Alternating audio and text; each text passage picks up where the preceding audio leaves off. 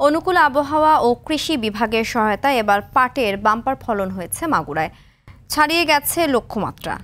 তীব্র দাবদাহের পর জমিতে খরা হলেও টানা বৃষ্টিতে পাট গাছের সতেজতা আশায় বেড়েছে উৎপাদন। খরচ কম ও বাজারে দাম ভালো পাওয়ায় হাসি ফুটেছে অধিকাংশ কৃষকের মুখে। তবে দরপতনের আশঙ্কাও করছেন অনেকে। মাগুরা থেকে মোখলেসুর রহমানের পাঠানো তথ্যচিত্রে বিস্তারিত জানাচ্ছেন আবরার মাহি।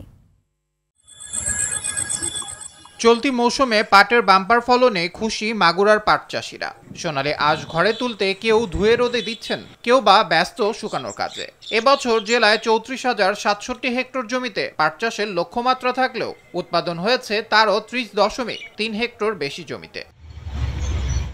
এবছর বৃষ্টিপাত বেশি হওয়ায় পাট জাগ দেওয়ার জন্য পর্যাপ্ত পানি পেয়েছেন কৃষকরা। ভালো পাট হয়েছে, এবার পাটের বাজারও ভালো। তারপরে পানি হয়েছে, পানি হওয়ার কারণে পাটের মানও ভালো। 2200-2500 এই বছরে সেই পাট আমি পাচ্ছি 3600-3700 টাকা দাম। পাট হয়েছে, কৃষকরা মোটামুটি পাটের উৎপাদন যা হয়েছে দামে হিসেবে কৃষকরা খুব খুশি। বৃষ্টির কারণে মাঠঘাটে পানি হয়েছে, এই কারণে পানিটাও ভালো আছে, জায়গায় জাগ দেওয়া আঁশটাও ভালো হয়েছে। অনুকূল পরিবেশ থাকায় পাটের মান ভালো হয়েছে বলে জানান এই কৃষি কর্মকর্তা।